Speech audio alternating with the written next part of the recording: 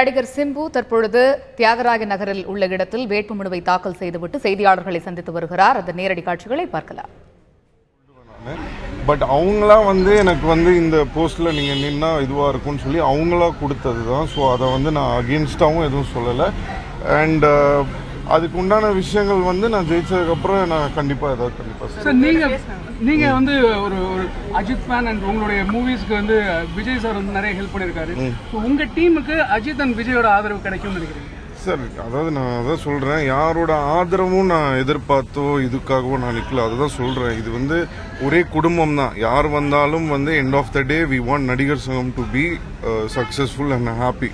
So எங்கள் குடும்பத்தை சேர்ந்தவங்க எல்லாருமே சந்தோஷப்படுறதுக்கு ஒரு நல்ல விஷயம் நடந்தால் போதும், அவ்வளோதான்.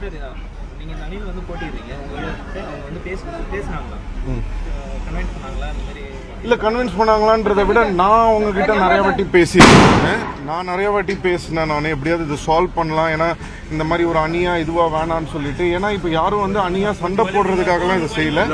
பை அன்ஃபார்ச்சுனேட்டாக நடந்த ஒரு விஷயம் தான். பட் அது சால்வ் பண்ணுறது ரொம்ப கஷ்டமாக இருந்தது. ஸோ லெட் எலெக்ஷன் டிசைடுன்னு சொல்லி விட்டுட்டேன். சார், உங்கள் அணியில் நாடக நடிகர்களுக்கு எவ்வளோ முக்கியத்துவம் கொடுத்துருக்கீங்க சார்? நாடகர் அப்படின்றத எடுத்துட்டீங்கன்னா நடிகர்கள் தானே, நாடக நடிகர்கள் தான். ஸோ நடிகர்கள் தான் எல்லாருமே. ஸோ எல்லாருமே சேம் தான். நீங்க அவர்கிட்ட தான் கேட்கணும். That's all. Thank you.